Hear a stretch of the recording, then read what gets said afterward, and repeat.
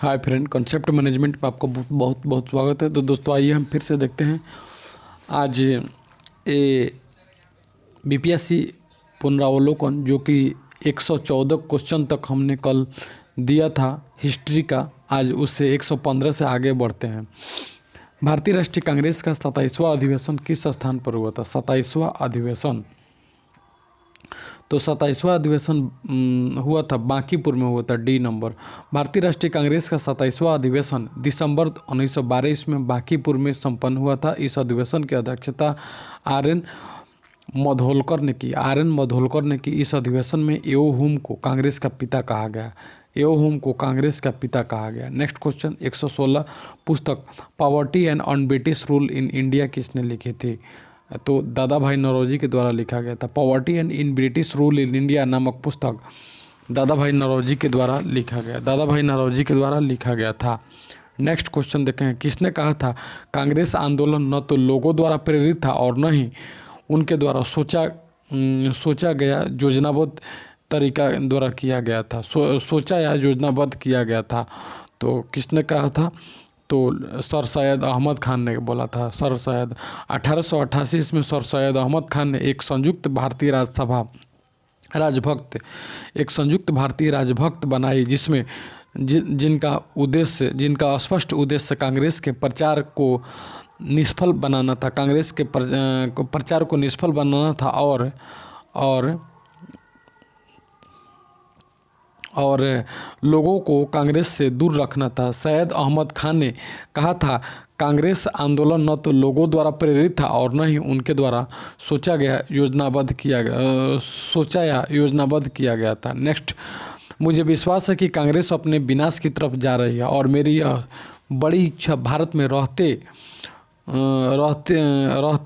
होगी कि इसके शांति प्रिय निधन के लिए इसका सहाय बनूं।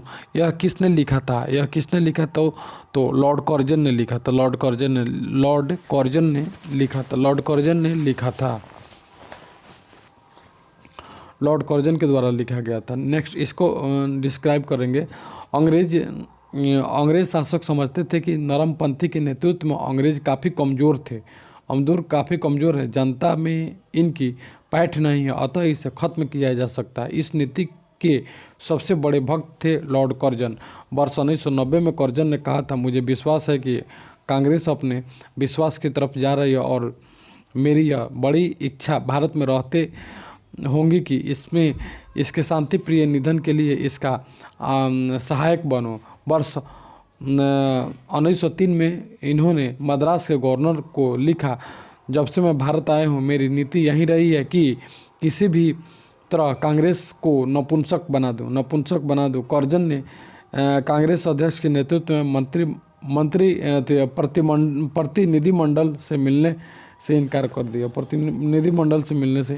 दिया। नेक्स्ट क्वेश्चन देखेंगे, निम्न में से किस वायसराय के कार्यकाल में भारतीयों को राय बहादुर और खान बहादुर उपाधियां प्रदान करना शुरू हुआ?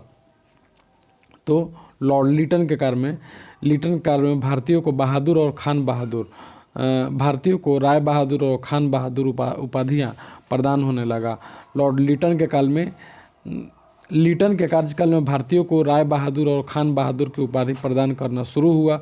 वर्नाकुलर प्रेस एक्ट 1878 ईस्वी में लॉर्ड लिटन के काल में पारित हुआ था। 1878 में Lord Lytton, Vernacular Press Act 1878 में लिटन के कार्यकाल में पारित हुआ था। नेक्स्ट, अधिकतर नरमपंथी नेता थे। नरमपंथी अधिकतम शहरी क्षेत्रों से अधिकतम नरमपंथी थे। नेक्स्ट, उदारवादी राजनीति या राजनीतिक भिक्षावृत्ति के युग में अधिकांश नरमपंथी नेता तथा दादा भाई नौरोजी, फिरोज शाह मेहता, दिनसा वाचा, व्योमेश चंद्र बनर्जी और सुरेंद्रनाथ बनर्जी जैसे नेता शहरी क्षेत्रों से संबंधित थे। इस काल में कांग्रेस पर समृद्धशाली मध्यवर्गीय बुद्धिजीवी का, जिनमें वकील, डॉक्टर, इंजीनियर, पत्रकार एवं साहित्यिक व्यक्ति सम्मिलित थे, का अधिकार था। उपाधियां और बड़े बड़े पद इन लोगों के लिए आकर्षक रखते थे। कांग्रेस में आने वाले प्रतिनिधि बड़े बड़े नगरों से आते थे और जन साधारण से इनका कोई संपर्क नहीं था। फिरोज शाह मेहता ने स्वयं कहा था, कांग्रेस की आवाज़ जनता की आवाज़ नहीं है, परंतु उनके साथ रहने वाले देशवासी का यह कर्तव्य है कि वे इनकी भावनाओं को समझें और उन्हें व्यक्त करें और उनके उपचार का प्रयत्न करें। नेक्स्ट, निम्न में कौन उग्रपंथी नहीं था? तो उग्रपंथी गोपाल कृष्ण गोखले नहीं थे, बाल गंगाधर तिलक, मदन लाल उद्धम पंत, ये लोग नहीं थे। गोपाल कृष्ण गोखले उदारवादी खेमे से संबंधित थे। वह संभाव और मृदु न्यायप्रियता में विश्वास रखते थे। संभाव और मृदु स्वाभिता में उन्हें पूर्ण विश्वास था कि देश का पुनरुद्धार योजना के बवंडरों में नहीं हो सकता। वे साधना और साध्य दोनों की पवित्रता में विश्वास करते थे। इन्हीं विचारों से प्रभावित होकर गांधी जी उनके शिष्य बन गए। गोपाल कृष्ण गोखले को उन्होंने 1889 ईस्वी के इलाहाबाद कांग्रेस अधिवेशन के मंच से राजनीति में भाग लिया। 1889 में भाग लिया गोपाल कृष्ण गोखले। 1897 में उन्हें दिनसा वाचा को भारतीय व्यय के लिए नियुक्ति बेली आयोग के सम्मुख साक्ष्य देने को कहा गया। वर्ष 1902 में वह बम्बई विधान परिषद के लिए और कालांतर में इंपीरियल लेजिस्लेटिव काउंसिल के लिए चुने गए। भारत सेवक समाज की स्थापना किसने की? तो गोपाल कृष्ण गोखले ने भारत सेवक समाज की स्थापना की।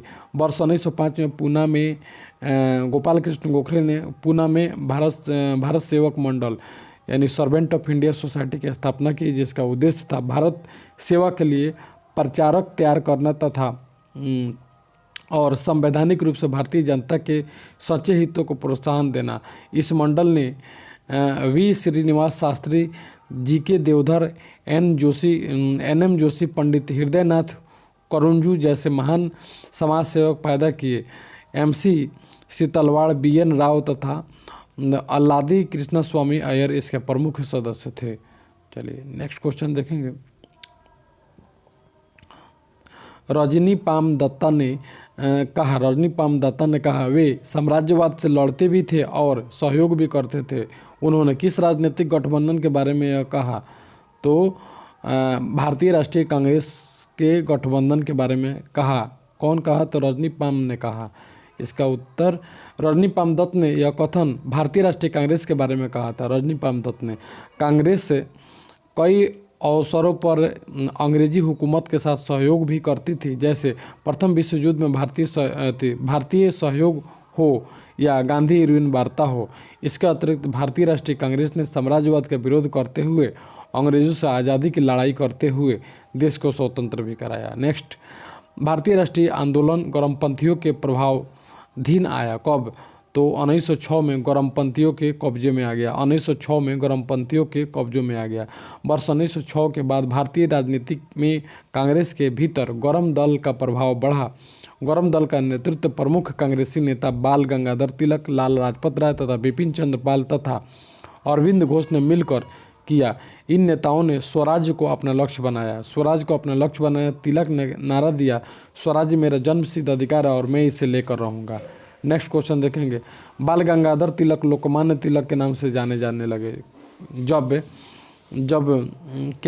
जब इनमें से कोई नहीं, जब वे लोकप्रिय शिक्षक बने। उन्होंने एक लोकप्रिय अखबार शुरू किया। सरकार ने उन्हें रैंड मर्डर केस में अभियुक्त बनाया। उन्होंने शिवाजी और गणपति उत्सव शुरू किया तथा उपयुक्त में से कोई नहीं।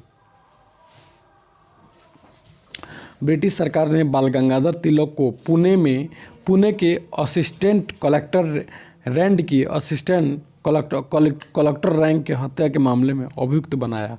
तिलक को दोषी पाया गया और उन्हें 18 माह के कठोर कारावास की सज़ा सुनाई गई। जब वे जेल से बाहर आए तो एक राष्ट्रीय नायक के रूप में उभरे और उन्हें लोकमान्य की उपाधि प्राप्त हुई। इस तरह किसी भी एक घटना नहीं बल्कि अनेक राष्ट्रवादी कार्यों के बाद तिलक को लोकमान्य की उपाधि मिल गई। निम्नलिखित में से कौन सा नेता कांग्रेस के गरम दल से संबंधित था? तो अरविंद घोष गरम दल से संबंधित, जबकि दादा भाई नौरोजी, जी.के. गोखले, NM बनर्जी ये लोग नहीं थे। अरविंद घोष गरम दल से। अरविंद घोष कांग्रेस के गरम दल के नेता थे। वह गरम दल के 4 स्तंभों लाला लाजपत राय, बाल गंगाधर तिलक, बिपिन चंद्र पाल और अरविंद घोष में से एक थे। 1893-94 में अपने लेख में उन्होंने कहा था कि कांग्रेस श्रमिक वर्ग से दूर है। उसके बाद अराष्ट्रवादी और पूर्णतः असफल रही है और इसकी शासकों को अप्रसन्न करने के भय से स्पष्ट न कहने की नीति को कार्यता की संज्ञा दी। इसके अनुसार कांग्रेस 6 रोगों से मरने वाली है। वर्ष 1908 में 1908 में पुलिस द्वारा मणिकलता उद्यान में छापा मारकर जिन 34 लोगों को गिरफ्तार किया गया उसमें अरविंद घोष भी शामिल थे। सभी के ऊपर अलीपुर षड्यंत्र मामले के मुकदमा चलाया गया। अरविंद घोष को 1 वर्ष की सजा सुनाई गई, किंतु बाद में साक्ष्य के अभाव में उन्हें छोड़ दिया गया। कालांतर में आतंकवादी क्रियाकलापों से अलग होकर सन्यासी बन गए तथा पांडिचेरी चले गए। नेशनल काउंसिल ऑफ एजुकेशन की स्थापना कब हुई?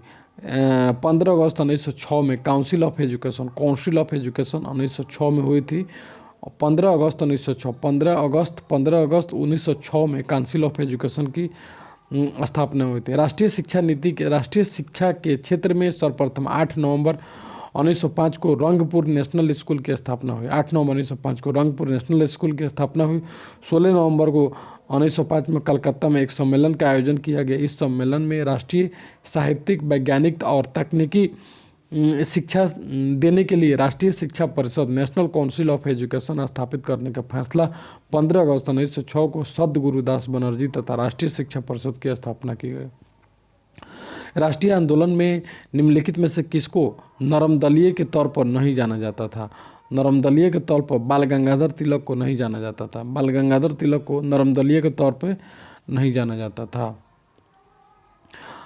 उग्रवाद के 4 स्तंभ लाल बाल पाल तथा अरविंद घोष में बाल गंगाधर तिलक इस विचारधारा के अग्रदूत थे।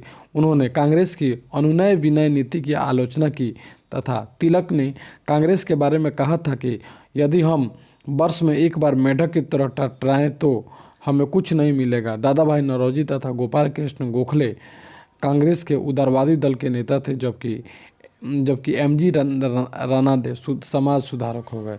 कांग्रेस के नरम दल के नेताओं की आंदोलन की पद्धति क्या थी? नरम दल के नेताओं क्या तो राज्य बामबंद आंदोलन थे। कांग्रेस के नरम दल के नेताओं की आंदोलन की पद्धति राज्य बामबंद आंदोलन थे।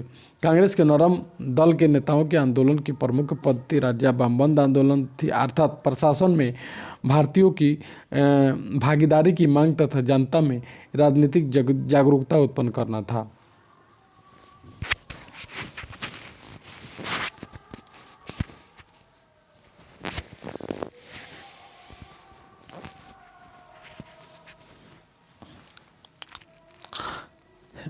शेरे पंजाब के नाम से कौन मशहूर हुए? तो लाला लाजपत राय मशहूर है। लाला लाजपत राय शेरे पंजाब के नाम से भी जानते हैं इनको। वे भारतीय राष्ट्रीय कांग्रेस के गौरव दल के नेता तथा पूरे पंजाब के प्रतिनिधि थे।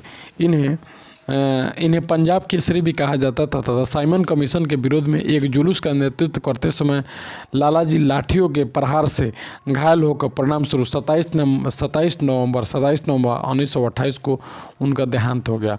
अभिनव भारत से कौन संबंधित है? तो B D Savarkar.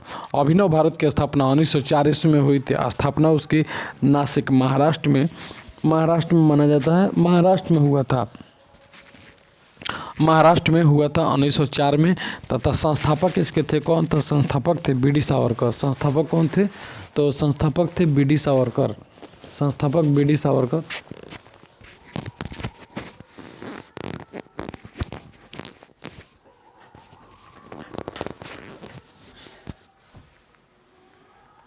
B D Savarkar यानी इनको बोलते हैं विनायक दामोदर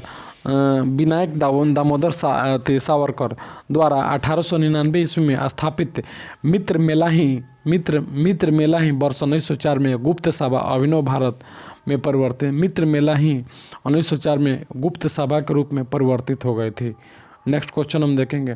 मुजफ्फरपुर में किंग्सफोर्ड की हत्या का प्रयास कब किया गया? तो 1908 ईस्वी में किया गया। 30 अप्रैल 1908 को बिहार के मुजफ्फरपुर में खुदीराम बोस और प्रफुल्ल चाकी ने किंग्सफोर्ड पर बम फेंक दिए, परंतु किंग्सफोर्ड बच गया और दुर्भाग्य से राष्ट्रीय आंदोलन में हमदर्दी रखने वाले मिस्टर कैनेडी की पत्नी एवं पुत्री मारी गई। प्रफुल्ल चाकी ने पुलिस से बचने के लिए आत्महत्या कर ली तथा खुदीराम बोस को गिरफ्तार कर फांसी दे दी गई। चलिए, निम्न में से कौन सा एक राष्ट्रवादी समाचार पत्र नहीं था? तो राष्ट्रवादी समाचार पत्र द टाइम्स ऑफ इंडिया नहीं था, जबकि बंगाली था, द हिंदू था, द महाराता था। टाइम्स ऑफ इंडिया नहीं था। द टाइम्स ऑफ इंडिया एक राष्ट्रवादी समाचार पत्र नहीं था। इसके अतिरिक्त द हिंदू, बंगाली और महाराता समाचार पत्र राष्ट्रवादी सोच को बढ़ावा देने वाले थे। क्रांतिकारी गतिविधियों के साथ कौन सी पत्रिका जुड़ी हुई नहीं थी? कौन सी पत्रिका जुड़ी हुई नहीं थी? तो संध्या होना चाहिए थी। यंग इंडिया नहीं जुड़ी। यंग इंडिया पत्रिका क्रांतिकारी गतिविधियों से के साथ जुड़ी हुई नहीं थी। यंग इंडिया पत्रिका का संपादन महात्मा गांधी ने किए थे। और महात्मा गांधी अहिंसक आंदोलन के समर्थक थे। वर्ष 1913 में सोहन सिंह भाखना ने Hindustan Association of the Pacific Coast नामक संस्था की स्थापना की। इस संस्था ने गदर नामक अखबार निकाला, जिससे इस संस्था का नाम भी गदर पार्टी रखा गया। युगांतर तथा संध्या पत्रिकाएं भी क्रांतिकारी गतिविधियों से संबंधित थी। नेक्स्ट क्वेश्चन देखेंगे। नीचे दिए गए विकल्पों में राष्ट्रवादी समाचार पत्रों द हिंदू, केसरी, बंगाली, हिंदुस्तानी सुधारकों के संपादकों के नाम का सही संयोजन ज्ञात कीजिए। तो सुरेंद्र नाथ बनर्जी इसका हो जाएगा।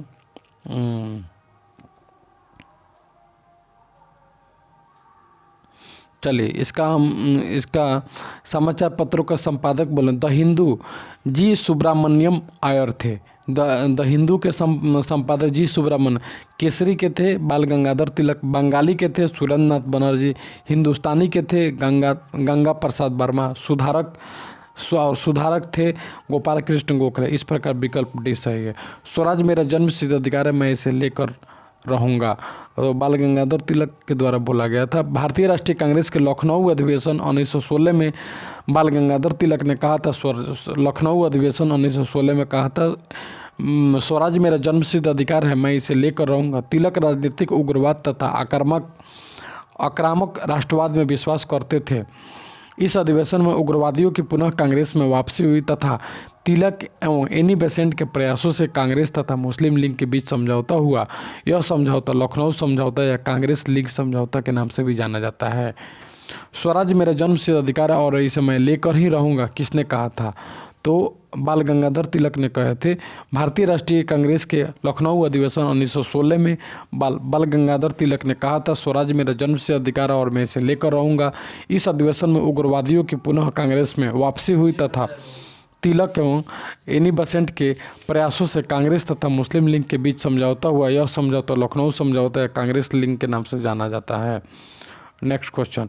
भारतीय राष्ट्रीय कांग्रेस की भारतीय क्रांति की जननी किसे कहा जाता है? तो क्रांति की जननी मैडम भीकाजी रुस्तम कामा को जाना जाता है। मैडम भीकाजी रुस्तम कामा को जाना जाता है। मैडम कामा का जन्म 24 सितंबर 1861 को हुआ था। इनके माता पिता पारसी थे। मैडम कामा का जन्म 1861 में हुआ था। इनके माता पिता पारसी थे तथा सोराबजी प्रेमजी पटेल इनके पिता थे। सोराबजी प्रेमजी पटेल इनके पिता थे। इनका विवाह रुस्तम के आर कामा से हुआ था, जो वकील और सामाजिक कार्यकर्ता थे। मैडम कामा ने राष्ट्रीय आंदोलन के महान अग्रणी नेता दादा भाई नौरोजी की निजी सचिव के रूप में सेवा कर चुके थे। बाद में वे कुछ देशभक्त विद्यार्थी एवं यूरोपीय बौद्धिक लोगों के संपर्क में आकर स्वतंत्रता आंदोलन से जुड़ गई तथा 22 अगस्त 1907 को जर्मनी के स्टुटगार्ट में आयोजित अंतर्राष्ट्रीय सोशलिस्ट सम्मेलन में उन्होंने भारतीय स्वाधीनता का झंडा सर्वप्रथम फहराया। यहाँ फहराया गया यह झंडा कलकत्ता झंडे का परिवर्तित रूप था। इन्हें भारतीय क्रांति की माँ यानी मदर ऑफ इंडियन रिवोल्यूशनरी कहा जाता है।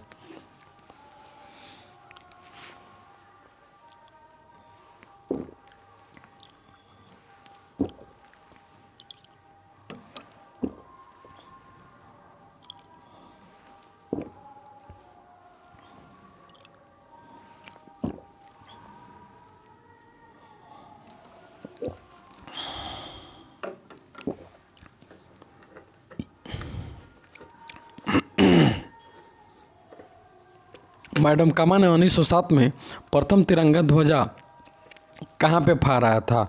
तो स्टुटगार्ट में फहराया था। स्टुटगार्ट में स्टुटगार्ट में फहराया था। लंदन में इस इंडिया हाउस के संस्थापक कौन थे? इंडिया हाउस के संस्थापक लंदन में तो श्याम जी कृष्ण वर्मा थे। लंदन में इंडिया हाउस के संस्थापक श्याम जी कृष्ण वर्मा थे।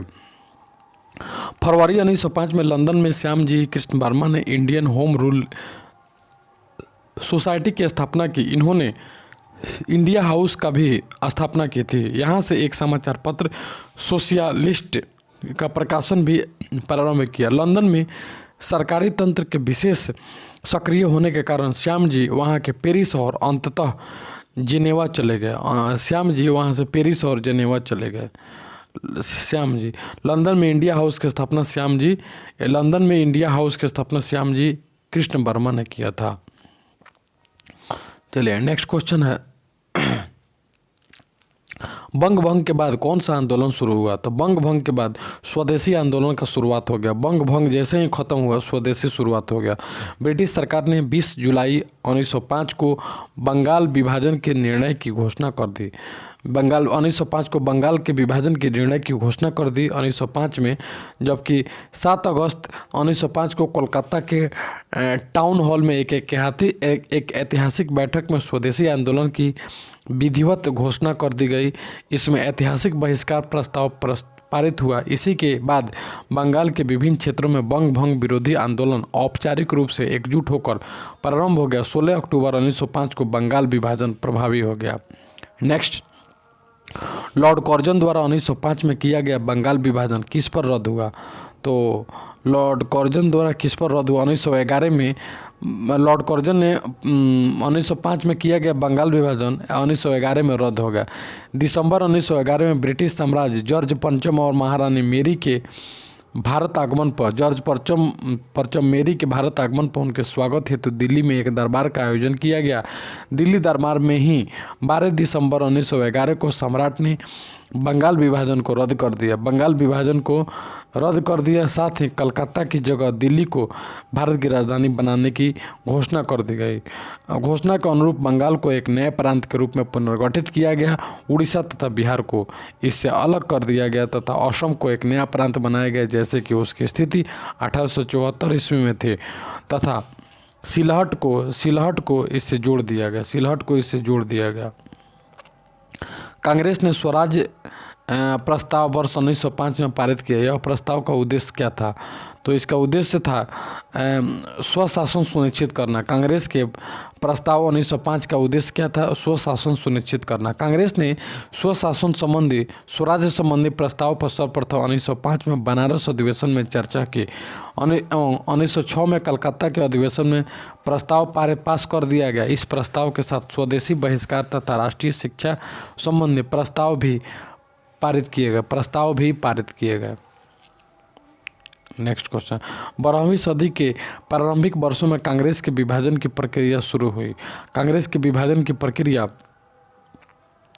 तो कांग्रेस आंदोलन की रणनीतियों पर, कांग्रेस आंदोलन के उद्देश्यों पर, कांग्रेस आंदोलन के लोगों की भागीदारी पर ND होगा।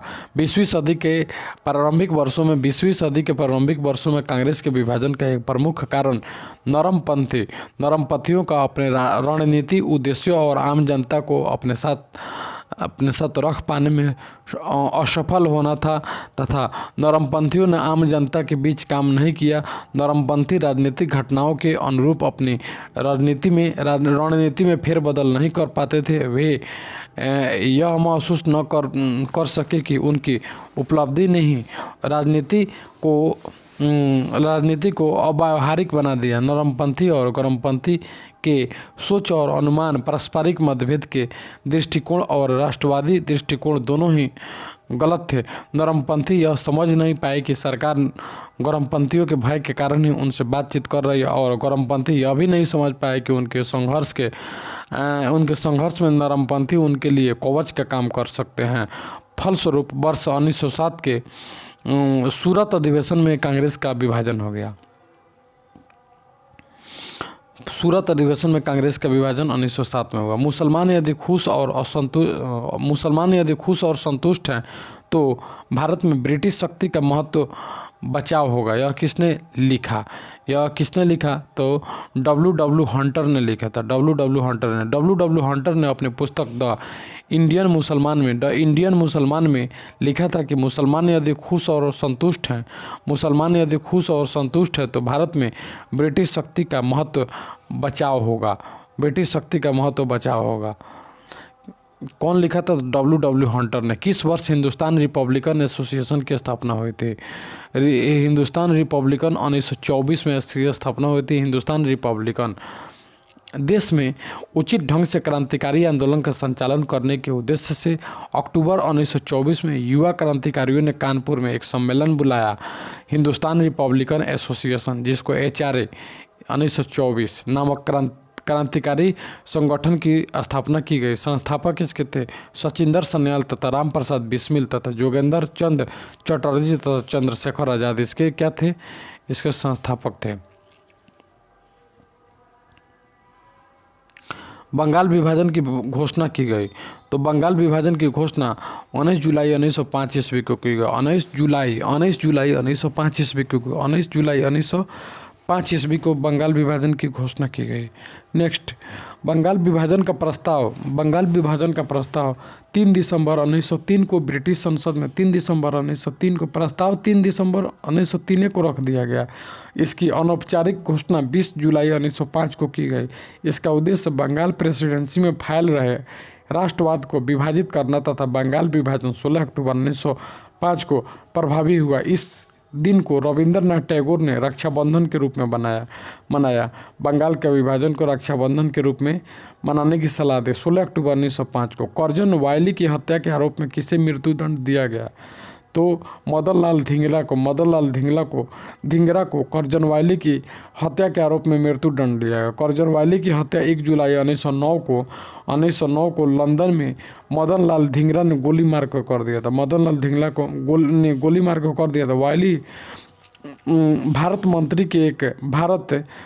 मंत्री के एक बॉडीगार्ड के रूप में नियुक्त थे। वायली भारतीय मंत्री के बॉडीगार्ड के रूप में नियुक्त थे तथा 17 अगस्त 1909 को मदन लाल धिंगरा को फांसी की सज़ा दी गई। 17 अगस्त 1909 को मदन लाल धिंगरा को फांसी की सज़ा दी गई।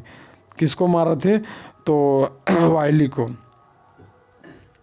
मॉन्टेग्यू चेम्सफोर्ड की रिपोर्ट क्या कहता है?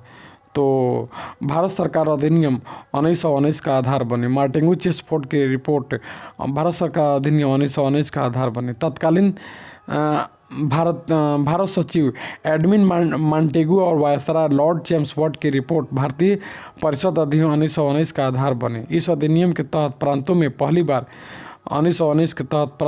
बार दैत्य शासन लागू किया गया।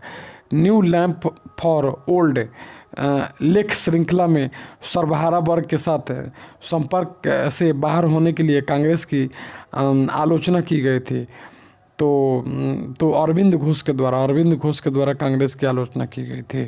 तत्कालीन भारतीय परिस्थितियों के कारण एवं कांग्रेस की समाजवादी शक्तियों के समक्ष दुलमुल रवैया अपनाने के कारण अरविंद घोष ने अपनी लेख श्रृंखला न्यू लैंप फॉर ओल्ड में कांग्रेस की आलोचना की थी। काकोरी ट्रेन डकैती कांड में किन क्रांतिकारियों को फांसी की सज़ा मिली थी? तो राम प्रसाद बिस्मिला और अशफाक उल्लाह खान को काकोरी डकैती में इनको फांसी की सज़ा मिली थी।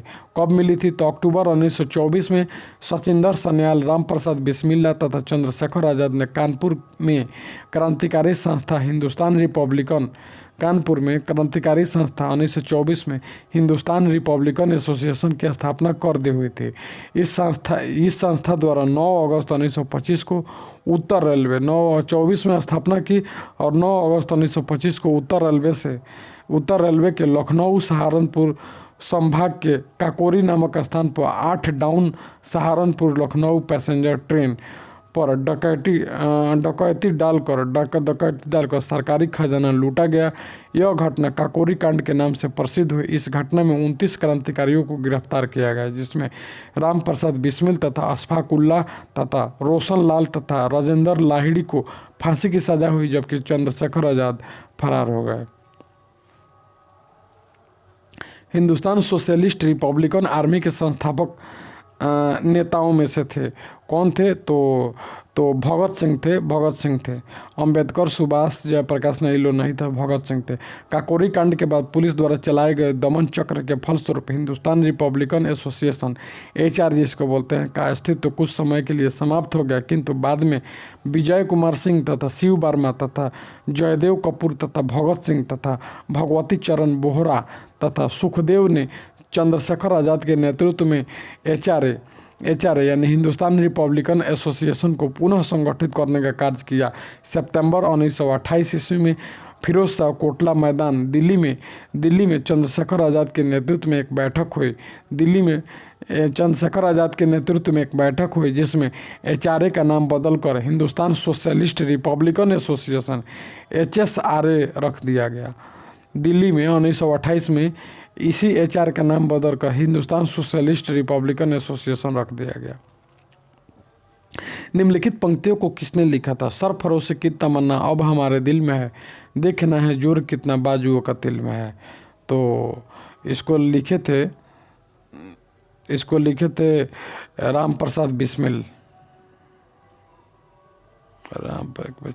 बिस्मिल, ठीक है, राम प्रसाद बिस्मिल। उपयुक्त गजल की पंक्ति शायर बिस्मिल अजीमाबादी की थी। बिस्मिल अजीमाबादी का वास्तविक नाम सर सैयद शाह मोहम्मद हसन था। वो वर्ष 1901 में पटना से 30 किलोमीटर दूर हरदास बिनाहा गांव में पैदा हुए थे। यह गज़ल उर्दू में लिखी गई थी। एक वर्ष 1922 में काजी अब्दुल गफ्फार की पत्रिका शबाह में छपी हुई थी। इनकलाब जिंदाबाद का नारा किसने दिया? इनकलाब जिंदाबाद मोहम्मद इकबाल ने दिए थे, भगत सिंह ने दिए थे। इनकलाब जिंदाबाद भगत सिंह का। इनकलाब जिंदाबाद की प्रसिद्ध रचना कवि मोहम्मद इकबाल ने की थी, किंतु पहली बार इसे नारे के रूप में प्रयोग भगत सिंह ने किया था। इन्होंने ही इस नारे को चर्चित किया। इनकलाब जिंदाबाद की प्रसिद्ध कवि मोहम्मद इकबाल ने इसकी रचना की थी तथा पहली बार इसे नारे के रूप में भगत सिंह ने दिया था। और इस इनकलाब जिंदाबाद का प्रचार भगत सिंह के द्वारा कराया गया। इनकलाब जिंदाबाद का नारा किसने दिया पूछेगा तो भगत सिंह मारेंगे, और किसकी रचना है पूछेगा तो मोहम्मद इकबाल मारेंगे। भगत सिंह राजगुरु सुखदेव को कब फांसी दी गई? तो 23 मार्च तो मालूम है, 1931 को मालूम है, 1931 को दी गई। हिंदुस्तान सोशलिस्ट रिपब्लिकन एसोसिएशन जो कि HSRA का नाम बदल के HSRA बन गया था, जो कि दिल्ली अधिवेशन के द्वारा 2 सदस्य भगत सिंह और बटुकेश्वर दत्त ने 8 अप्रैल 1929 को केंद्रीय विधानसभा में बम फेंक दिए। दोनों को गिरफ्तार कर केंद्रीय असेंबली बम कांड के अंतर्गत मुकदमा चलाया गया तथा बाद में HSRA के अन्य सदस्यों को भी गिरफ्तार कर क्रांतिकारियों के ऊपर लाहौर षड्यंत्र कांड के अंतर्गत मुकदमा चलाया गया। वर्ष 1930 में लाहौर षड्यंत्र कांड का निर्णय आया, जिसमें भगत सिंह राजगुरु और सुखदेव को फांसी की सजा सुनाई गई तथा 23 मार्च 1931 को तीनों को फांसी दे दी गई। उनकी फांसी के समाचार से संपूर्ण देश मृत्यु सदृश उदासी में डूब गया। सरकार के विरोध में असेंबली में बम फेंकने के समय भगत सिंह की उम्र कितनी थी? तो मात्र उनकी उम्र 21 साल से थोड़ा सा ज़्यादा थी। 21 साल से ज़्यादा थी भगत सिंह की उम्र। भगत सिंह भारत के एक प्रमुख स्वतंत्रता सेनानी क्रांतिकारी थे। उनका जन्म 1907 में हुआ था। भगत सिंह तथा बटुकेश्वर दत्त ने 8 अप्रैल 1929 को केंद्रीय विधानसभा में बम फेंके थे। इस प्रकार केंद्रीय विधानसभा में बम फेंकने के समय भगत सिंह की उम्र मात्र 21 वर्ष से थोड़ा सा ज़्यादा थी। अनुशीलन समिति क्या थी? तो अनुशीलन समिति एक क्रांतिकारी संगठन था। अनुशीलन समिति क्या थी? एक क्रांतिकारी संगठन थी। अनुशीलन समिति एक क्रांतिकारी संगठन थी। बंगाल में कुल 19 समितियां होने के प्रमाण मिले। कितना? 19। इसमें वर्ष 1902 में मिदनापुर के ज्ञानेंद्र नाथ बसु द्वारा और कलकत्ता में प्रथम मित्र जतिंद्र नाथ बनर्जी तथा बारिंदर नाथ घोष तथा भूपेंद्र नाथ दत्त द्वारा समितियां स्थापित की गई थी। अरविंद घोष कोलकाता अनुशीलन समिति के मार्गदर्शक थे। चटगांव शास्त्र छापामारी की योजना बनाई गई थी। कब? तो सूर्य सेन ने बनाई थी। चटगांव शस्त्र छापामारी की योजना सूर्य सेन ने बनाई थी। चटगांव शस्त्रागार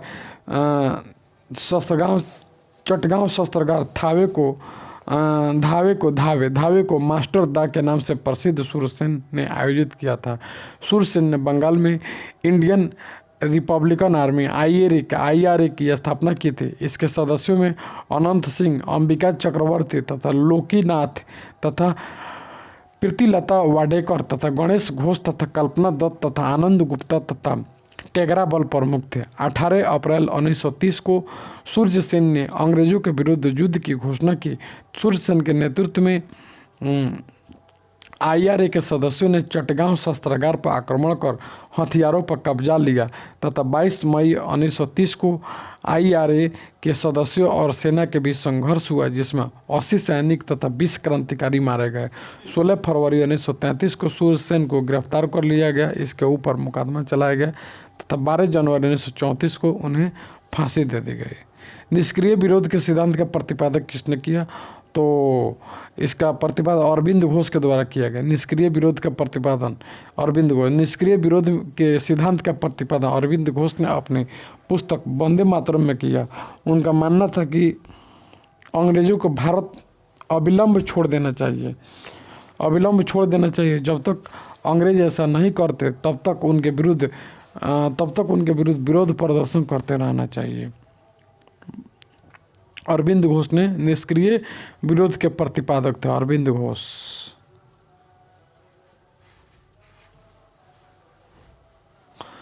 चलिए उसके बाद देखेंगे गदर पार्टी की स्थापना हुई थी। तो गदर पार्टी की स्थापना 1913 ईस्वी में हुई थी। गदर पार्टी की स्थापना कब हुई थी? तो 13 में हुई थी। वर्ष 1913 में सोहन सिंह भाखड़ा के नेतृत्व में पोर्टलैंड में Hindustan Association of the Pacific Coast नामक संस्था की स्थापना हुई। इस संस्था ने गदर नामक एक अखबार निकाला जिसमें इस संस्था का नाम भी गदर पार्टी रखा गया। लाला हरदयाल इस संस्था के मनीषी तथा पथ प्रदर्शक थे। अन्य सदस्य में इसके रामचंद्र, बरकतुल्लाह, रास बिहारी बोस, राजा महेंद्र प्रताप, अब्दुल रहमान, मैडम भीखाजी कामा, भाई परमानंद, कतार सिंह तथा सराभा तथा पंडित काशीराम प्रमुख थे। गदर क्रांति छेड़ने का सबसे महत्वपूर्ण कारण क्या था? गदर क्रांति छेड़ने का महत्वपूर्ण कारण प्रथम महायुद्ध का शुरू होना। गदर क्रांति छेड़ने का सबसे महत्वपूर्ण कारण था प्रथम महायुद्ध शुरू होना। स्वदेशी आंदोलन के निष्क्रिय होने से भारतीय राष्ट्रवाद के प्रहरी भी निष्क्रिय हो गए तथा 1914 में अचानक छिड़े प्रथम विश्व युद्ध ने भारतीय राष्ट्रीयता के प्रहरियों को झकझोरा, उन्हें उद्वेलित किया। उस समय यह धारणा प्रचलित थी कि ब्रिटेन पर किसी भी तरह का संकट भारत के हित में है, उनके लिए एक मौका है। इस मौके का कई जगहों पर कई तरह के फायदा उठाया गया। उत्तरी अमेरिका में गदर क्रांतिकारी और भारत में लोकमान्य तिलक, एनी बेसेंट और उनके स्वदेशी संगठनों ने इस मौके का लाभ उठाया तथा गदर क्रांतिकारियों ने सशस्त्र संघर्ष के माध्यम से अंग्रेजी हुकूमत को उखाड़ फेंकने का प्रयास किया। किसने कहा था स्वराज मेरे जन्म से अधिकार है, मैं इसे लेकर आऊँगा? तो बाल गंगाधर तिलक ने बोले थे। 1906 के बाद भारतीय राजनीति में कांग्रेस के भीतर उग्रवादी दल के उदय के साथ साथ देश में क्रांतिकारी उग्रवादी दलों का आविर्भाव हुआ। 4 प्रमुख कांग्रेसी नेताओं जैसे बाल गंगाधर तिलक, लाला लाजपत राय, बिपिन चंद्र पाल और अरविंद घोष ने इस आंदोलन का नेतृत्व किया। इन नेताओं ने स्वराज्य प्राप्ति को अपना लक्ष्य बनाया तथा तिलक ने नारा दिया, स्वराज मेरा जन्मसिद्ध अधिकार है, मैं इसे लेकर रहूँगा। स्वराज मेरा जन्मसिद्ध अधिकार है और मैं इसे लेकर रहूँगा, यह वक्तव्य किससे संबंधित है? तो बाल गंगाधर तिलक से संबंधित है। इसके बाद देखेंगे क्वेश्चन, स्वराज आम जनता के लिए होना चाहिए, केवल वर्गों के लिए नहीं, के प्रसिद्ध सूत्र की घोषणा की थी तो इसकी श्री राजगोपालचारी ने बोले थे। राजगोपालचारी, स्वराज आम जनता के लिए होना चाहिए, केवल वर्गों के लिए नहीं, राजगोपालाचारी। नेक्स्ट, राजगोपालाचारी की मान्यता थी कि स्वराज जन जन सामान्य हेतु होनी चाहिए, न कि केवल मुस्लिम एवं अभिजात वर्ग के लिए। इंडिया फॉर इंडियंस किताब किसने लिखी थी? तो सी आर दास ने इंडिया फॉर इंडियंस किताब लिखी थी। सी आर दास ने इंडिया फॉर इंडियंस किताब ने लिखी थी। भारतीय स्वतंत्रता आंदोलन के दौरान चर्चित पुस्तक इंडिया फॉर इंडियंस के लेखक चित्तरंजन दास थे। सी आर दास, उसको चित्तरंजन दास बोलते हैं। इंडिया फॉर इंडियंस के लेखक कौन थे? तो चित्तरंजन दास, सी आर दास इसको बोलते हैं। निम्नलिखित में से किस नेता ने 1906 में कलकत्ता कांग्रेस अधिवेशन की अध्यक्षता की? 1906 में कलकत्ता कांग्रेस अधिवेशन की अध्यक्षता दादा भाई नौरोजी ने थी। 6 में दादा भाई नौरोजी ने कलकत्ता के कांग्रेस के अध्यक्षता की थी। वर्ष 1906 के कलकत्ता कांग्रेस अधिवेशन के अध्यक्ष पद को लेकर पार्टी में विभाजन की नौबत आ गई थी, लेकिन दादा भाई नौरोजी का अध्यक्ष बनने से संभावित विभाजन फिलहाल टल गया। दादा भाई नौरोजी को लगभग सभी राष्ट्रवादी एक सच्चा देशभक्त मानते थे। राजनीतिक विचारों से दादा भाई नौरोजी पूर्ण राजभक्त थे। वही समझते थे कि भारत में अंग्रेजी राज से बहुत लाभ हुआ है और वह सहचर्य के सदा बने रहने में अभिरुख रखते थे। राष्ट्रीय कांग्रेस के कलकत्ता अधिवेशन में ही पहली बार दादा भाई नौरोजी ने स्वराज की मांग की। निम्नलिखित में से किसने ऑल इंडिया मुस्लिम लीग की स्थापना की थी? सर सैयद थी नवाब सलीमुल्लाह खान ने। नवाब ऑल इंडिया मुस्लिम लीग की स्थापना नवाब सलीमुल्लाह खान ने की थी। ऑल इंडिया मुस्लिम लीग की स्थापना नवाब सलीमुल्लाह खान ने की थी। नवाब सलीमुल्लाह खान ने। अक्टूबर 1906 में आगा खां के नेतृत्व में मुस्लिमों के शिमला प्रतिनिधिमंडल ने एक ऐसी केंद्रीय मुस्लिम सभा बनाने का विचार किया जिसके उद्देश्य मुसलमानों के हित का संरक्षण हो। इसी विचार के अनुरूप ढाका में संपन्न अखिल भारतीय मुस्लिम शिक्षा सम्मेलन all India Mohammedan education conference हुआ था के दौरान 1906 में इस सम्मेलन के स्वागत समिति का अध्यक्ष तथा राजनीतिक बैठकों के संयोजक ढाका के नवाब सलीमुल्लाह खान ने अखिल भारतीय मुस्लिम लीग के गठन का प्रस्ताव किया तथा 56 सदस्यीय स्थायी समिति का चयन किया गया।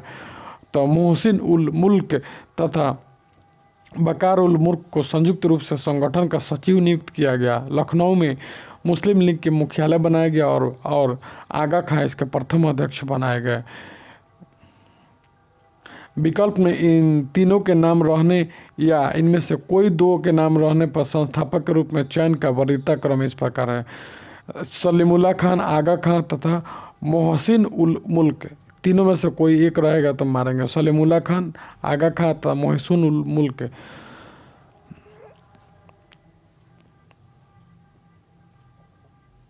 जबकि सलीमुल्लाह खान को इसके संस्थापक माना जाता है। 1906 में मिंटो के शिमला में मिले मुसलमानों के शिष्टमंडल ने प्रार्थना की। 1906 में मिंटो से शिमला में मिले मुसलमानों के शिष्टमंडल की प्रार्थना की। तो मुसलमानों के लिए एक पृथक निर्वाचक वर्ग। 1 अक्टूबर 1906 को आगा खां के नेतृत्व में मुसलमानों के लिए एक विशिष्ट मंडल तत्कालीन वायसराय लॉर्ड मिंटो से शिमला में मिले। शिष्टमंडल ने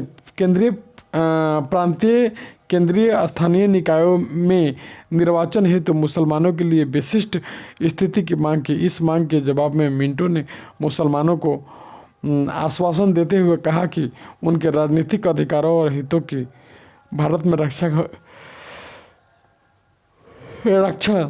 रक्षा की जाएगी। नेक्स्ट, निम्नलिखित में से किसका योगदान होम रूलिंग के स्थापना में नहीं था? होम रूलिंग की स्थापना में नहीं था तो ऑल्कटॉक का, टी.एस. ऑल्कटॉक का होम रूलिंग में कोई योगदान नहीं था। टी.एस. ऑल्कटॉक होम रूलिंग से नहीं बल्कि थियोसॉफिकल सोसाइटी के संबंध में थे।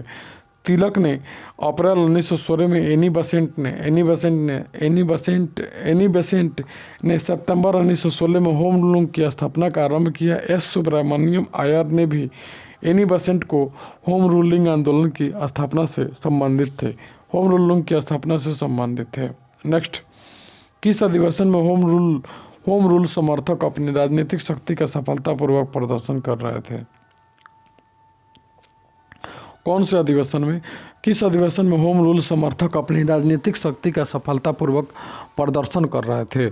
तो कांग्रेस अधिवेशन, कांग्रेस का 1916 का लखनऊ, 1916 का लखनऊ अधिवेशन में, कांग्रेस का 1916 का लखनऊ अधिवेशन में, 1916 के लखनऊ अधिवेशन में होम रूल लीग के सदस्य के लिए अपनी ताकत दिखाने का अच्छा मौका था। तिलक के समर्थकों ने परंपरा ही बना दी जिस पर कांग्रेस बहुत वर्षों तक टिकी रही।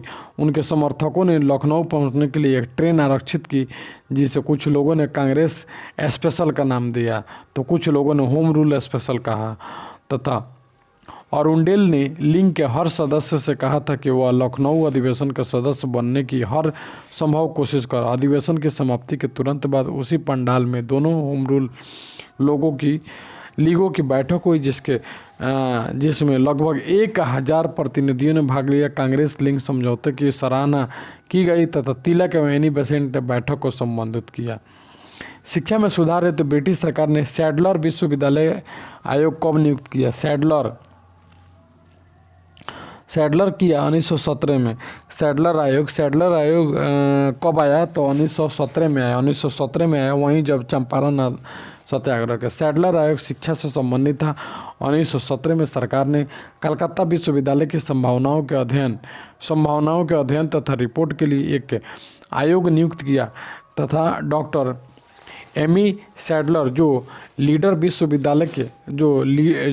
विश्वविद्यालय के कुलपति थे के अध्यक्ष नियुक्त किए गए। इस आयोग का यह विचार था कि यदि विश्वविद्यालय में शिक्षा का सुधार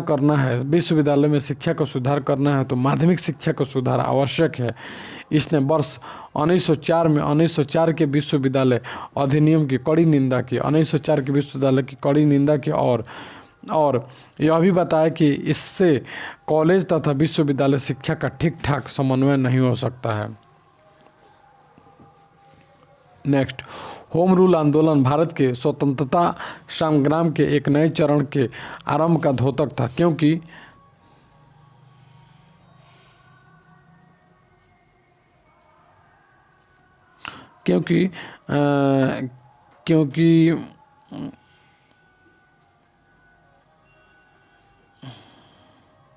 क्योंकि होम रूल आंदोलन भारत के स्वतंत्रता संग्राम के एक नए चरण के आरंभ का द्योतक था क्योंकि इसने देश के सामने स्वशासन की एक ठोस योजना रखी। देश के सामने स्वशासन की एक ठोस क्या रखी? तो योजना रखी। स्वशासन की एक ठोस योजना रखी। होम रूल आंदोलन के दोनों नेताओं तिलक एवं एनी बेसेंट की निगाह में स्वराज का अर्थ अलग एक जैसा ही था।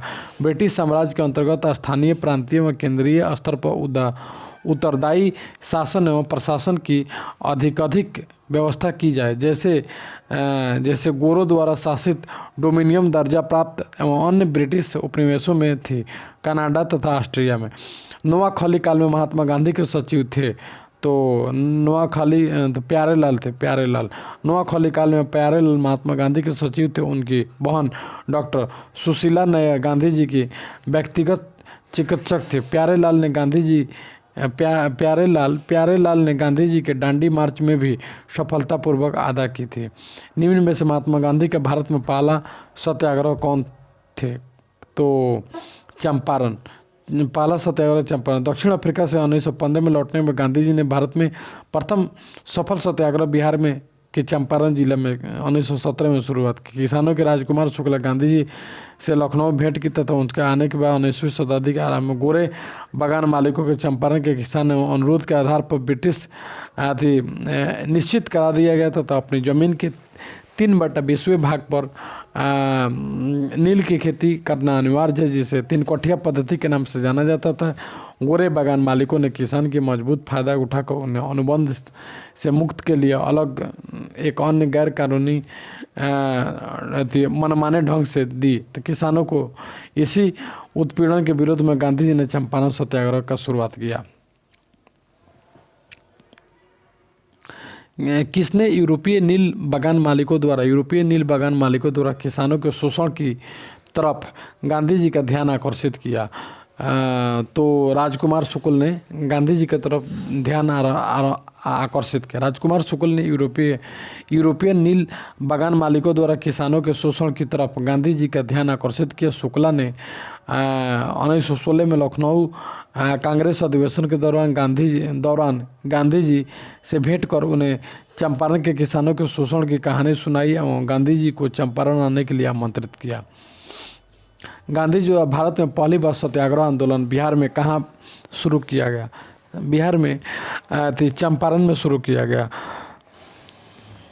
19वीं सदी में चंपारण में शुरू किया गया। बिहार के कौन से स्थान से गांधी जी ने अपना प्रथम सत्याग्रह शुरू किया? तो वहीं चंपारण से। चंपारण नील आंदोलन के राष्ट्रीय नेता कौन थे? चंपारण नील आंदोलन के राष्ट्रीय नेता महात्मा गांधी थे। नील आंदोलन के राष्ट्रीय नेता महात्मा गांधी थे। नेक्स्ट क्वेश्चन हम देखेंगे, निम्नलिखित में से किस सत्याग्रह आंदोलन में गांधी जी ने प्रत्यक्ष रूप से भाग नहीं लिया? तो वायकोम सत्याग्रह में भाग नहीं लिया।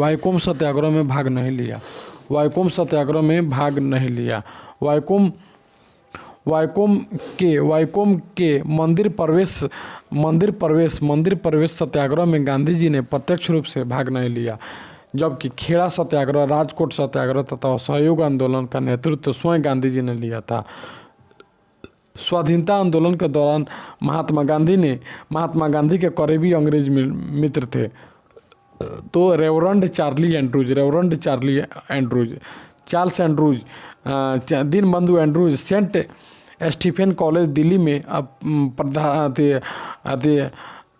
क्या थे? तो प्रधानाध्यापक थे। भारतीयों से इनका गहरा लगाव था और हर तरह से भारतीय बनना चाहते थे। रविन्द्रनाथ टैगोर तथा गोपाल कृष्ण गोखले तथा महात्मा गांधी से इनके घनिष्ठ संबंध थे। ये दक्षिण अफ्रीका के फिनिक्स आश्रम में गांधी जी के साथ रहा करते थे। गांधी जी ने गरीबों के प्रति अपनी निरंतर चिंता को देखते हुए उन्हें दीनबंधु की उपाधि से सम्मानित किया तथा एंड्रूज 1925 और 1927 में ऑल इंडिया ट्रेड यूनियन के अध्यक्ष भी रहे तथा गोलमेज सम्मेलन में भाग लेने के लिए वह गांधी जी के साथ लंदन गए।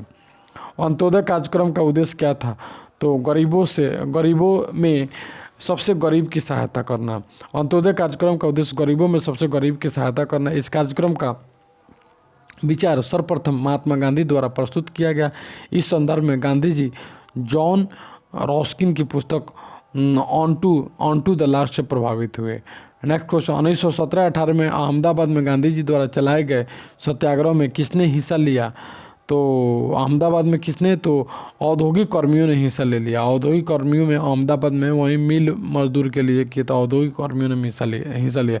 चंपारण की सफलता के बाद गांधी जी का अगला प्रयोग वर्ष 1918 में अहमदाबाद की एक कॉटन टेक्सटाइल मिल मालिकों और मजदूरों के बीच बोनस बढ़ाने को लेकर चल रहे विवाद में हस्तक्षेप करना था। यह विवाद प्लेग बोनस को लेकर के था।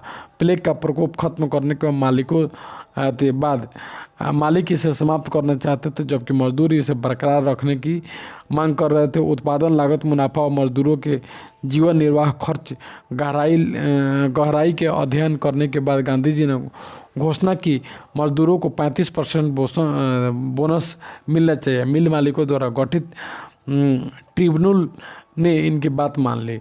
निम्नलिखित उद्योगपतियों से कौन से व्यक्ति लंबे समय तक AICC के खजांची तथा 1930 में जेल भी गए? तो जमनालाल बजाज सेठ जमनालाल बजाज गांधी जी के निकटतम सहयोगी में से एक थे। वे भारतीय राष्ट्रीय कांग्रेस के कोषाध्यक्ष थे। वह वर्ष 1930 में जेल गए तथा वह ब्रिटिश सरकार द्वारा राय बहादुर की पदवी त्याग कर 1921 में असहयोग आंदोलन में भाग ले लिया। महात्मा गांधी ने सर्वप्रथम किस आंदोलन में भाग लिया? तो सबसे पहले चंपारण आंदोलन में भाग लिए थे। महात्मा गांधी के चंपारण सत्याग्रह किससे जुड़ा हुआ था? तो 3 कठिया प्रणाली से जुड़ा हुआ था। 3/20 हिस्से में नील की खेती करना अनिवार्य था, इसे 3 कठिया प्रणाली कहते हैं। चंपारण आंदोलन से कौन संबंधित नहीं था? तो चंपारण आंदोलन से आपको जयप्रकाश नारायण संबंधित नहीं थे।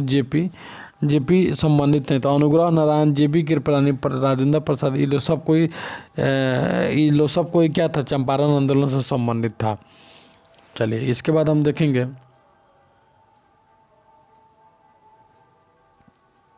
चंपारण, इसका व्याख्या देख लेंगे। चंपारण 1917 में गांधी जी के साथ राजेंद्र प्रसाद, अनुग्रह नारायण सिंह, जेबी कृपलानी, महादेव देसाई तथा नरहरि पारेख आदि बुद्धिजीवियों ने दिया। जयप्रकाश नारायण चंपारण आंदोलन से नहीं बल्कि कांग्रेस से, समाजवादी पार्टी से संबंधित थे। नेक्स्ट, अखिल भारतीय किसान सभा के प्रथम सत्र की अध्यक्षता किसने की? स्वामी सहजानंद की थी। 1936 में लखनऊ अधिवेशन में 1906 लखनऊ अधिवेशन में अखिल भारतीय किसान सभा कांग्रेस की स्थापना की है, जिसका नाम बदलकर अखिल भारतीय किसान सभा कर दिया गया। बिहार प्रांतीय किसान सभा के लड़ाकू संस्थापक सहजानंद सरस्वती इसके अध्यक्ष और आंध्र के किसान आंदोलन के अगुवा तथा कृषि के क्षेत्र की समस्याओं के विद्वान एन जी रंगा महासचिव चुने गए तथा फैजपुर में कांग्रेस सत्र के साथ अखिल भारतीय कांग्रेस का भी दूसरा सत्र चला, जिसकी अध्यक्षता एन जी राणा ने किए थे। मुंबई में अखिल भारतीय व्यापार संघ कांग्रेस की मुंबई में अखिल भारतीय व्यापार संघ कांग्रेस की स्थापना कब की गई? तो 1920 में। मुंबई में 1920 में अखिल भारतीय व्यापार संघ की स्थापना की। 1920 में अखिल भारतीय व्यापार संघ की स्थापना की गई। M N Joshi, Joseph Baptista तथा लाला लाजपत राय के प्रयासों से अखिल भारतीय व्यापार संघ कांग्रेस या अखिल भारतीय ट्रेड यूनियन कांग्रेस की स्थापना मुंबई में 31 अक्टूबर 1920 को हुई थी। लाला लाजपत राय उनके प्रथम अध्यक्ष और दीवान चमन लाल प्रथम महासचिव थे। अखिल भारतीय ट्रेड यूनियन कांग्रेस के प्रथम अध्यक्ष कौन थे? तो ट्रेड यूनियन के लाला लाजपत राय थे। ट्रेड यूनियन के प्रथम अध्यक्ष लाला लाजपत राय जी थे। कम्युनिस्ट इंटरनेशनल का सदस्य बनने वाला पहला भारतीय कौन था? तो एम एन राय। कम्युनिस्ट इंटरनेशनल बनने वाला पहला भारतीय एम एन राय। कम्युनिस्ट इंटरनेशनल की स्थापना 1919 में व्लादिमीर लेनिन और रूसी पार्टी बोल्शेविक द्वारा की गई थी। एम एन राय लेनिन के निर्माण पर मास्को गए तथा कम्युनिस्ट इंटरनेशनल के सदस्य बने। कम्युनिस्ट इंटरनेशनल के सदस्य बनने वाले वे पहले भारतीय थे। भारतीय उच्चायुक्त के पद का सृजन किस अधिनियम से हुआ? उच्चायुक्त के पद का अधिनियम 1919 भारत सरकार अधिनियम 1919 से हुआ। भारत सरकार अधिनियम भारतीय उच्चायुक्त के पद का सृजन किस अधिनियम से हुआ? भारत सरकार अधिनियम 1919। नेक्स्ट क्वेश्चन, भारत सरकार अधिनियम 1919 में इसी में कहा है 1919 में भारत सचिव के कार्यभार को कम करने के लिए एक भारतीय उच्चायुक्त की नियुक्ति की गई है। इसका कार्य भारत सरकार के लिए अस्त्र शस्त्र और अन्य सामान खरीदना तथा ठेका देना, व्यापारिक हितों को देखना और इंग्लैंड में पढ़ने वाले भारतीय विद्यार्थियों को देखभाल करना इत्यादि कर्तव्य थे। उच्चायुक्त और इसके सहयोग के वेतन का व्यय भारत के साधनों से होता था। नेक्स्ट, रॉलेट एक्ट का भारतीय राष्ट्रीय कांग्रेस के विरोध किया। रॉलेट एक्ट विरोध किया क्योंकि इसका लक्ष्य क्या था? इसका लक्ष्य था व्यक्तित्व विकास, व्यक्ति स्वतंत्रता को सीमित करना। व्यक्तित्व के रॉलेट एक्ट का लक्ष्य था रॉलेट एक्ट का लक्ष्य क्या था? व्यक्तित्व स्वतंत्रता को समाप्त करना। मार्च 1919 में केंद्रीय विधान परिषद के पास हुए विधेयक रॉलेट एक्ट के नाम से जाना जाए, जिसके अनुसार अंग्रेजी सरकार जिसको चाहे जब चाहे बिना मुकदमा चलाए जेल में बंद रख सकती थी। इस कानून द्वारा व्यक्तिगत स्वतंत्रता को सीमित कर दिया गया। जालियांवाला बाग नरसंहार किस गांधीवादी सत्याग्रह के संबंध में हुआ था? तो नरसंहार हुआ था Rowlatt act, Jallianwala Bagh Rowlatt act के गांधीवादी सत्याग्रह के संबंध में हुआ था। रॉलेट एक्ट के गांधीवादी सत्याग्रह के संबंध में हुआ था। अखिल भारतीय राजनीति में गांधी जी का पहला साहसिक कदम रॉलेट एक्ट के रूप में रॉलेट एक्ट के विरुद्ध सत्याग्रह था। रॉलेट एक्ट मार्च 1919 में लागू किया गया, जिसके विरुद्ध गांधी जी ने 6 अप्रैल 1919 को विदेशी हड़ताल का आयोजन आयोजन कराया था। जालियांवाला बाग में 13 अप्रैल 1919 को शांतिपूर्ण जनसभा में लेफ्टिनेंट जनरल डायर ने नृशंस नरसंहार कराया था। जनरल डायर ने नृशंस नरसंहार कराया था। रॉलेट एक्ट भारत में कब आया? तो रॉलेट एक्ट 1919 में भारत आया। 1919 में रॉलेट एक्ट भारत आया। 1919 में भारत आया। भारत में बढ़ रही क्रांतिकारी गतिविधियों को कुचलने के लिए सरकार ने 1917 में न्यायाधीश सिडनी रॉलेट की अध्यक्षता में एक समिति की गठन की, जिसका उद्देश्य आतंकवाद को कुचलने के लिए एक प्रभावी योजना का निर्माण करना था। इसके सुझाव पर मार्च 1919 में पारित विधेयक रॉलेट एक्ट नाम से जाना गया। रॉलेट एक्ट अधिनियम के द्वारा अंग्रेजी सरकार जिसको चाहे जब तक चाहे बिना मुकदमा चलाए जेल में बंद रख सकते थे। इसलिए इस कानून को बिना वकील, बिना अपील, बिना दलील का काला कानून भी कहते हैं। जालियांवाला बाग में प्रदर्शन के लिए क्यों लोग जमा हुए थे? तो आए थे वहीं किचलू और सैफुद्दीन किचलू सत्यपाल के बंदी बनने के विरोध में प्रदर्शन हो रहा था। रॉलेट एक्ट के बढ़ते विरोध को देखते हुए सरकार ने गांधी जी तथा अन्य नेताओं के पंजाब के प्रवेश पर प्रतिबंध लगा दिया। वहाँ की जनता का आक्रोश बढ़ गया। यह आक्रोश तब तक बढ़ गया जब तक पंजाब के 2 लोकप्रिय नेता डॉक्टर सत्यपाल और किचलू को गिरफ्तार कर लिया गया।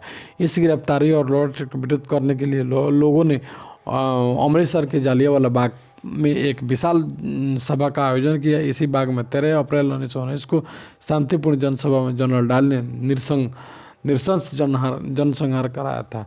रविन्द्रनाथ टैगोर ने अपनी नाइटहुड की उपाधि किस कारण त्याग दी? तो वहीं जालियांवाला बाग हत्याकांड के चलते त्याग दी थी। नाइटहुड की उपाधि रविन्द्रनाथ टैगोर ने अपनी लौटा दी। चलिए, लंदन में 13 मार्च 1940 को सर माइकल ओडायर को गोली मारा तो उधम सिंह ने 1940 में पंजाब के क्रांतिकारी नेता उधम सिंह ने जालियांवाला बाग के नरसंहार का बदला लेने के लिए इस कांड के समय पंजाब के गवर्नर रह रहे माइकल ओडायर को लंदन में हत्या कर दी थी। इसके लिए उन्हें गिरफ्तार और मृत्युदंड को भी दिया गया। वर्ष 1919 भारतीय इतिहास से संबंधित है, जालियांवाला बाग त्रस्ती के रूप में। चलिए, अमृतसर के जालियांवाला बाग में भीड़ का दमन हुआ। 13 अप्रैल 1919 को भीड़ का दमन हुआ। जालियांवाला बाग हत्याकांड के लिए जिम्मेदार जनरल डायर को निम्न में से किसने मार डाला? जनरल डायर को उधम सिंह ने मार डाला। जनरल डायर को किसने मार डाला? तो उधम सिंह। जनरल डायर को किसने मार डाला? तो उधम सिंह ने। मार्च 1940 में पंजाब के क्रांतिकारी नेता उधम सिंह ने जालियांवाला बाग के नरसंहार का बदला लेने के लिए इस हत्याकांड के समय पंजाब के गवर्नर रह रहे सर माइकल ओडायर की लंदन में हत्या कर दी थी, लेकिन जिसके लिए उन्हें गिरफ्तार किया गया गिरफ्तार कर मृत्युदंड दे दिया गया। तो दोस्तों, यहीं पे हम अपना वीडियो समाप्त करते हैं। फिर से 201 से मिलेंगे। Thank you so much.